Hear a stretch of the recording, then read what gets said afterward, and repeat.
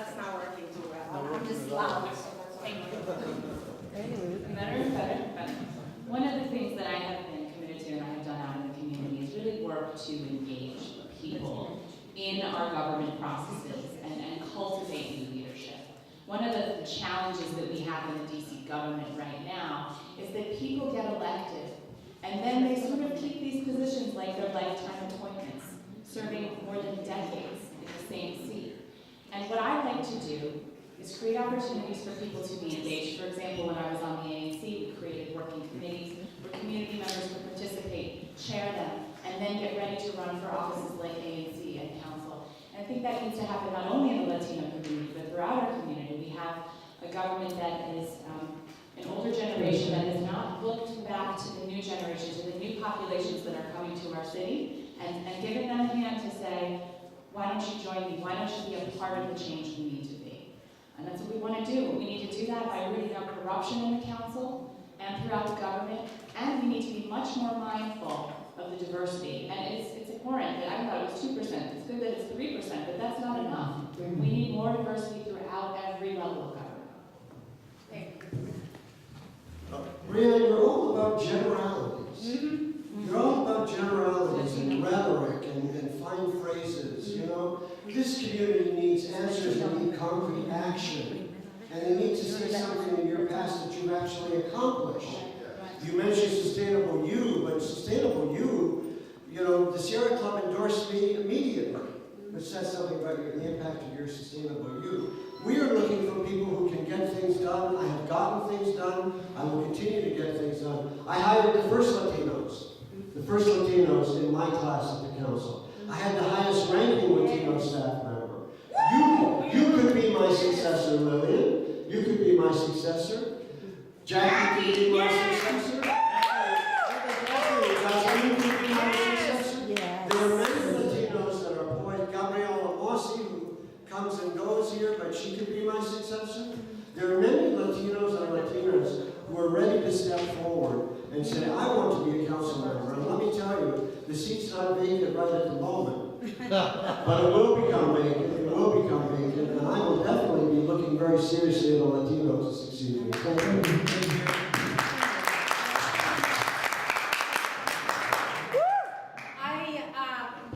I have to follow what we set up, and we'll get to questions afterwards. We have one more question. Thank you. And I need my glasses, as you can see.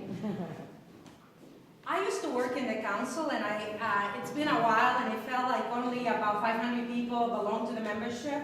So along the lines of that, I want to ask this question, and keeping in mind that if 2% or 3% of the DC Latinos work in the government and the council, it's a lot less than that when it comes to the operations of the council, for instance, and in many other offices as well.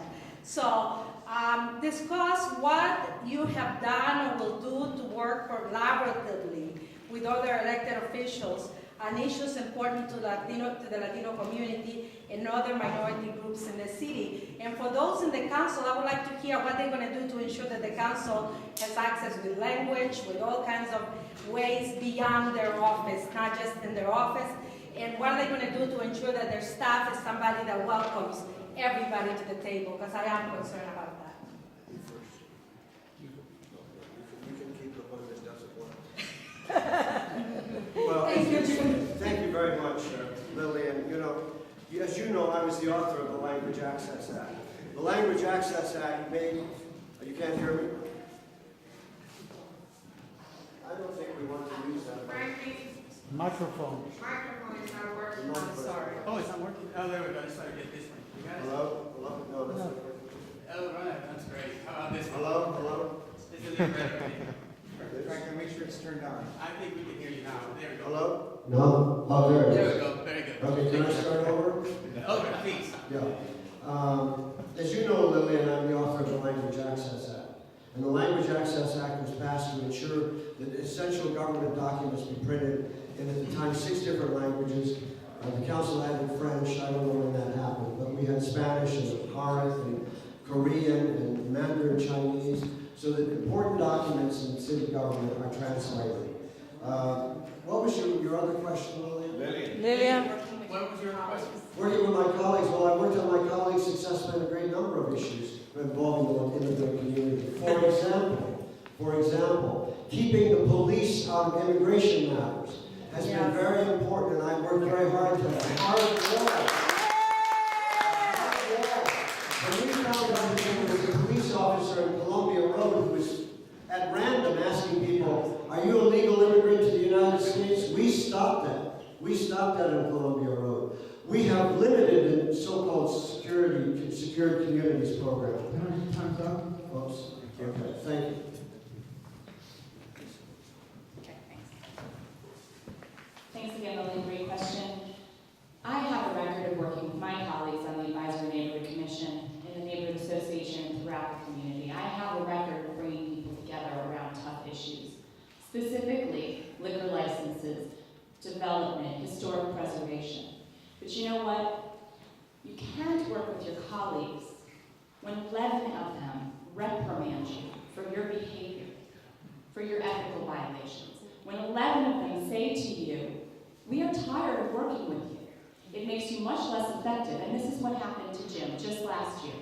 11 of his colleagues voted to reprimand him for his dealings with the lottery contract. And what that says to you is, despite the work that he has done in the past, he is no longer going to be effective in the future. And that is something that everybody needs to keep in mind in this election.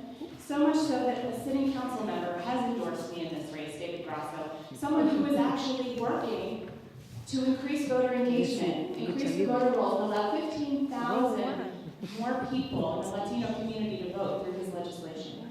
So this is the kind of work I want to do on the council. I am already out there building relationships with sitting council members. My record of collaboration precedes me, and I thank you.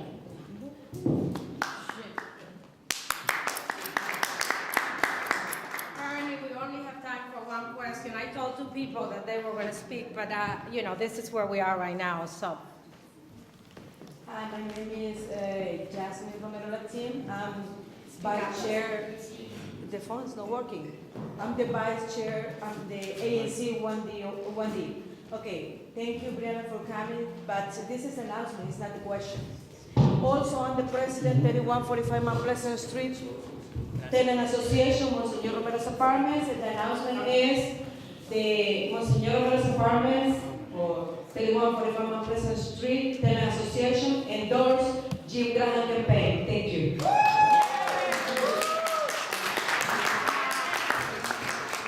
In the interest of making sure that we give a closing to, this is a very important race in Ward 1, but Latinos are all over the city, so we need to hear from what potentially could be our leaders in Ward 1. A closing statement as to how they see their future engagement with Latinos. A minute. I think this is the Only one? I'm sorry. Only one question? This is not fair. No, we need more questions. Please. Okay, thank you. Franklin, you want to do it? Yes. You go ahead. I'll sit down and you can do it. Thank you.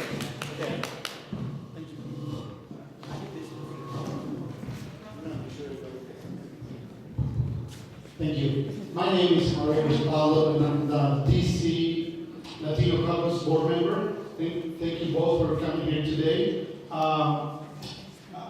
I'm a Ward 1 resident myself, and I'm very concerned. And I'd like to see what both candidates think about the future, not the past or what is a mistake, now about the future. Unfortunately, I learned myself at another forum that the DC Latino Caucus organized that Ward 1 lost the majority of Latinos in the district. It's not Ward 1, the half of Latinos anymore, it's Ward 4. And now the councilman from Ward 4 is claiming that it's the representative of the Latino community in the district. So regardless of that statement, what can we do to stop the displacement of Latinos in Ward 1? Because obviously we have all this great approaches from the legislative branch, but we need to know what they envision for the future. Thank you. Each candidate will have a minute to answer the question. Yes, first.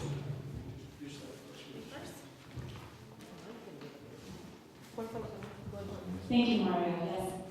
I recently was at two with it, and what we've learned is there really has been an exodus of the Latino community in Ward 1 over the past 10 years if we look at the census, and that is partially because of housing.